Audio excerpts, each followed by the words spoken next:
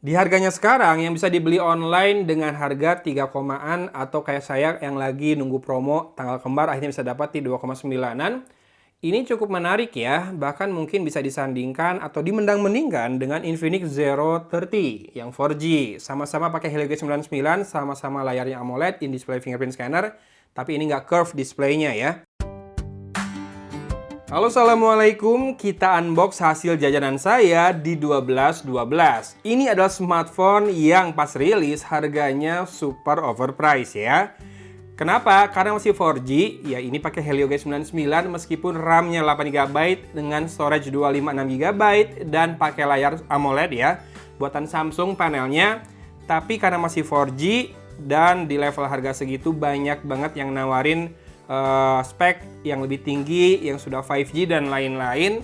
Mungkin ini salah satu kenapa alasan harganya cukup turun dan diikutsertakan di promo 12.12 kemarin, di mana saya bisa dapat di angka 2,9 jutaan lebih ya.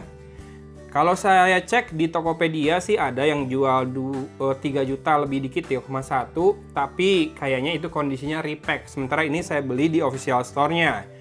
Kalau dibanding harganya yang dulu 4,9 hampir 5 juta sih udah jauh banget ya turunnya. Dan siapa tahu jadi lebih worth it karena biasanya seri Reno ini punya kemewahan yang berbeda dibandingkan seri A tentu saja.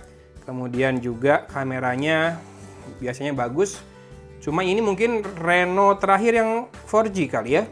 Yang Reno 10 kan semuanya 5G kan, mulai dari yang Reno 10, Reno 10 Pro, sampai Reno 10 Pro Plus. Yang ini ada huruf T-nya, ada yang ngerti nggak? Apa arti tambahan T di belakangnya? Yang jelas, yang Reno 8T ini ada dua varian back cover ya. Yang kaca, kalau nggak salah apa plastik, dan yang kedua yang leather. Ini yang warna orange ini yang leather. Beda sedikit ketebalannya 0,05 mm dan beda beberapa gram saja sih dibandingkan yang non-leather. Kemudian di paket penjualannya di kotak paling atas, di partisi paling atas kita bisa temukan. Oke, pertama ada soft case. Nggak bening ya, soft case-nya buram, tapi ada bagian yang dibuat lebih bening nih. Mungkin nanti berhubungan dengan desain back cover-nya. Ya, bahkan sampai pinggirnya pun buram seperti ini dan tombol powernya di kanan, volume rockernya di kiri kayak iPhone. Artinya fingerprint scannernya ada di dalam layar ya. Kemudian kita bisa lihat juga di sini ada SIM tray ejectornya. Lalu yang didapat lagi adalah safety guide dan kartu garansi ya. Nih, belum disobek karena ini dari official store. Kalau dari seller yang jual lebih murah, biasanya sudah disobek karena sudah dipakai buat klaim bonus, mungkin garansinya sudah berjalan, mungkin saja. Jadi repack, tidak masalah sih kalau misalkan cari lebih murah, repack juga asal bisa dipastikan belum lama dinyalakan, belum lama jalan garansinya, dan habis dinyalakan dia langsung masukin lagi, habis klaim bonusnya ya si sellernya. Jadi nggak dipakai dulu, harus dipastikan seperti itu. Kemudian ini ada quick start guide-nya. Oh ya, saya lupa jelasin kalau punch hole kameranya yang ini nggak di tengah, masih di pojok kayak gini. Tergantung masing-masing selera aja ya. Saya sih nggak pernah masalah mau di tengah mau di pojok. Kalau di pojok berarti space buat notif bar di atas nggak terpotong ya. Di kanan semua dan menyambung. Kemudian kita bisa lihat dapat kabel data atau kabel charging Type A to Type C dengan aksen warna putih. Setahu saya ini super VOOC-nya 33 watt deh. Iya betul, 5-11 volt 3 ampere maksimal 33 watt atau 5 volt 2 ampere 10 watt.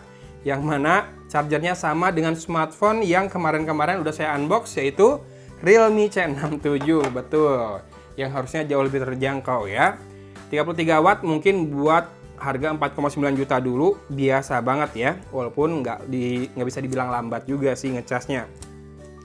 Yuk kita lihat smartphone-nya langsung, bisa digeser nggak? Oh nggak, karena si kamera bumpnya ini menonjol ya, sangat menonjol. Jadi dia nggak bisa digeser karena nyangkut. Oke. Oh iya, di sini ada sedikit highlight fiturnya. Jadi ini kamera belakangnya 100 megapiksel, portrait kamera, baterainya 5000 mAh, dan ada jaminan 48 bulan alias 4 tahun tetap lancar dipakai nih, fluency protection dengan extended RAM tambahan sampai dengan 8GB. Kemungkinan besar ini pakai UFS ya, jadi kalau mau pakai extended RAM udah lebih enak lah. Tapi kalau RAM 8 GB, bagi saya sendiri, dengan pola pemakaian saya sih nggak perlu pakai extended RAM segala ya. Dan ini dia warna orange-nya. Orange jeruk, warna leather. Mungkin ini leathernya sintetik kali ya, bukan kulit asli. Tapi nggak apa-apa, yang penting ngasih feels leather yang kesat dan premium. Oke, sementara kameranya, setahu saya ini nggak ada ini ya, nggak ada ultra wide. Yang ada malah lensa micro lens. Itu juga yang membuatnya jadi banyak bisa dibilang dibully ya, dirundung ya. Dengan harga semahal itu nggak ada ultra wide. Tapi kita coba aja dengan harga yang sekarang, apakah sudah lebih enak buat dipakai. Logo Oppo di sini ada tulisan AI Portrait Camera Ultra Clear Lens dan ada desain stitch ya, atau kayak jahitan yang mengelilingi kamera bumpnya, kamera frame-nya lalu ke sini. Itulah makanya alasannya tadi si back cover soft case-nya ada bagian yang lebih bening, sementara yang lainnya buram, biar desain bagian kamera bump dan stitch-nya tetap kelihatan. Oke, kita lanjut ke bagian sisi kanan. Ya, kalau ngelihat tanpa garis antena artinya frame-nya terbuat dari polikarbonat. Warnanya gold semi chrome gini ya. Jadi chrome yang agak keemasan, mengkilap dengan tombol power di kanan. Di sisi atas ada mikrofon kedua buat noise cancellation.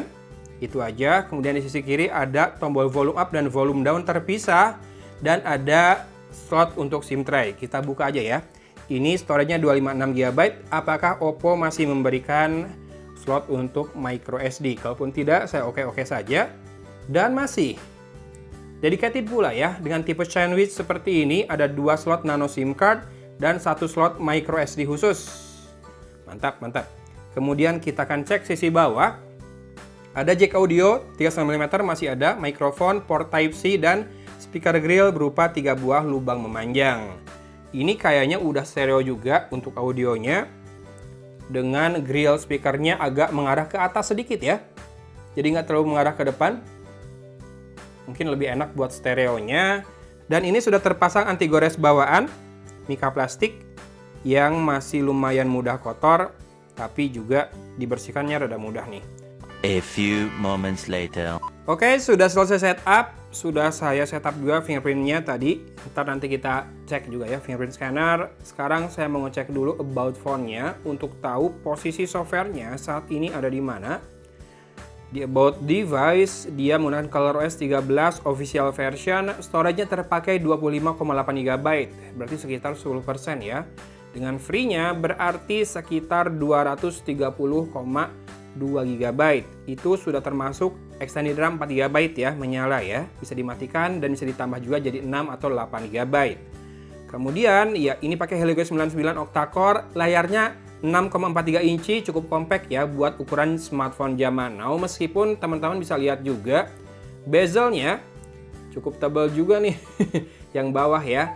Untuk ukuran harga dulunya hampir 5 juta sih segini tebel hitungannya ya. Kalau 2 jutaan masih bisa saya maafkan, 3 jutaan juga masih bisa. Tapi kalau udah hampir 5 juta, please lah, bisa lah lebih tipis lagi ya.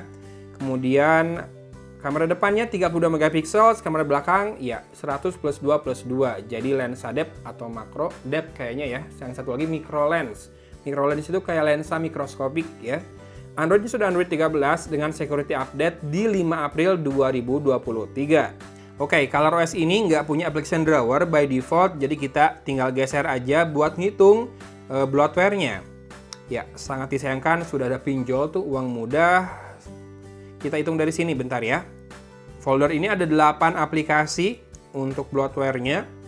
Termasuk sudah ada 2 game dan GNT yang memang satu grup dengan Oppo ya. Ini 8, lalu uang mudah 9, Netflix 10, Shopee 11, TikTok 12, Lazada, Facebook, Snack Video, Hello 16, Booking.com 17. Jadi udah 17 bloatware-nya ya. Nah, yang uang mudah ini bisa di-uninstall, ya bisa dengan mudah, syukurlah. Kemudian kita connect WiFi sebentar buat cek software update-nya. Oke, update-nya lumayan besar, 1,17 GB. Yang mana membawa security patch Oktober 2023 ya. Kita sambil download, sambil lihat-lihat yang lain yuk.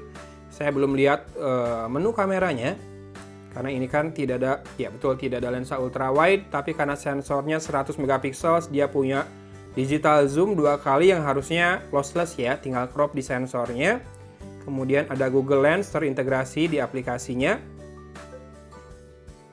Oke, lalu untuk video, ini kan pakai Helio G99.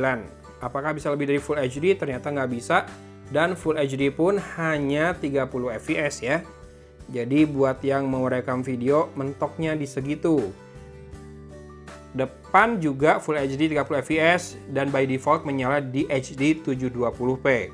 Ada night mode buat kamera depan juga, dan ya efek jahatnya langsung otomatis menyala. Kamera belakang juga pasti ada. Kemudian kamera depan ya lagi-lagi efek jahatnya langsung menyala ya Oppo ini. Portrait, apalagi portrait, satu-satu harus dimatikan nih efek jahatnya. Kalau yang ini buat bokehnya, bisa diatur bokehnya. Lalu kamera belakang juga ada retouch-nya tuh kalau pakai portrait ya. Dan ada beberapa mode portrait yang bisa dipilih. Filter. Lalu ada Pro Extra HD 100 megapiksel ya, panorama, dual view video, time lapse, slow motion, microscope, stiker, dan text scanner. Ya, microscope ini yang tadi, dan ini menyala ya, membantu pencahayaan nih si LED flash di belakangnya pas kita masuk ke mode microscope. Kita lihat dulu kulit saya deh kalau gitu. Harus lebih dekat lagi, Nah, seperti itu penampakan permukaan kulit saya. Ingat kata saya, ini ada lensa utilitas, bukan buat kebutuhan fotografi, buat hasilin yang bagus-bagus hasilnya gitu ya. Gimana? Layar 6,43 inci Full HD Plus tentu saja. Kerapatannya harusnya sudah cukup ya, dengan panel AMOLED buatan Samsung. Dan kita cek untuk refresh rate-nya, harusnya ini 90 Hz deh. Ya, 90 Hz ya maksimum ya.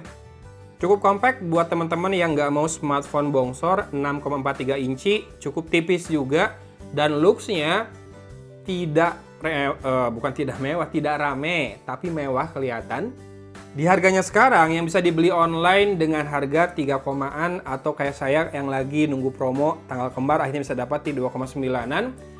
Ini cukup menarik ya, bahkan mungkin bisa disandingkan atau dimendang-mendingkan dengan Infinix Zero 30 yang 4G. Sama-sama pakai Helio G99, sama-sama layarnya AMOLED, in-display fingerprint scanner, tapi ini nggak curve displaynya ya. Pokoknya kalau tertarik, linknya ada di deskripsi. Sip, thanks for watching. Dari Kota Cimahi, Agon pamit undur diri. Wassalamualaikum warahmatullahi wabarakatuh.